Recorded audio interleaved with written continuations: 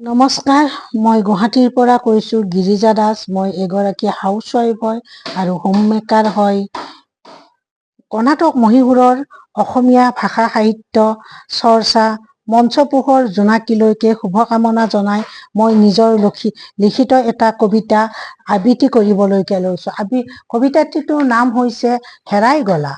ক'ত হেৰাই গলা তুমি বিশাল পৃথিৱীখনত, বিচাৰি বিচাৰি হাবাথুৰি খালো, নাপালো তোমাক। জীৱনৰ প্ৰতিশ্ৰুতিবোৰ পাহৰি গলা কিয়? সদায় লগত থাকিম বুলি দিয়া প্ৰতিশ্ৰুতি মোক, আজিও আছো মই অকলশৰে তোমাৰ অবিহনে।